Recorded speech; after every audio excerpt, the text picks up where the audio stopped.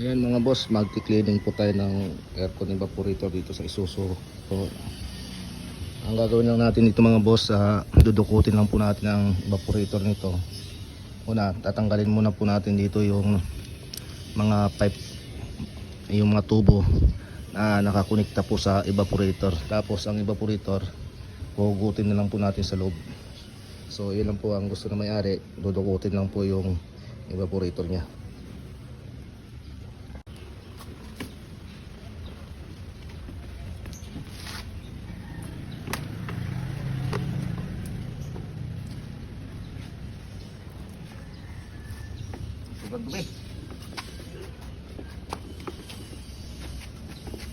So ayan mga boss, masyadong marumi na po ang kanyang evaporator. So ayan po.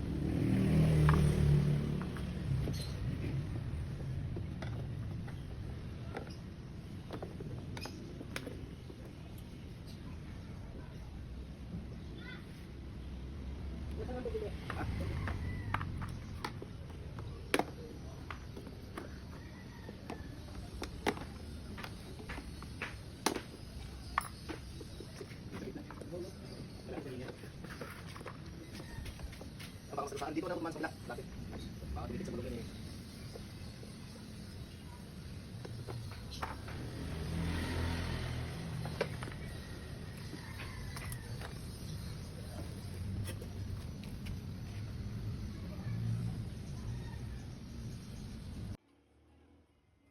So ito naman ang tinatanggal natin mga boss. Ito yung evaporator sa likuran po niya.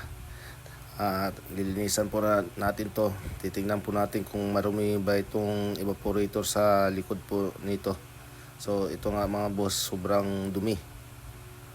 Sobrang kapal po ng dumi na nandito na buwabara dito sa evaporator.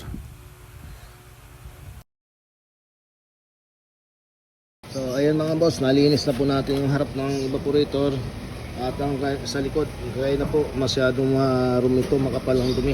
So nalinisan na po natin to. Ayan.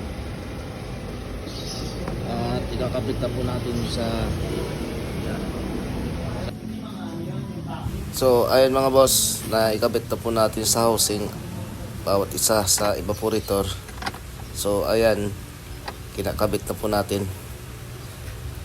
At ito naman po sa harapan, tatlong tornilyo lang po ito nakakabit dito sa evaporator, kaya madali lang po pag tinanggal po ito at pag kinabit na.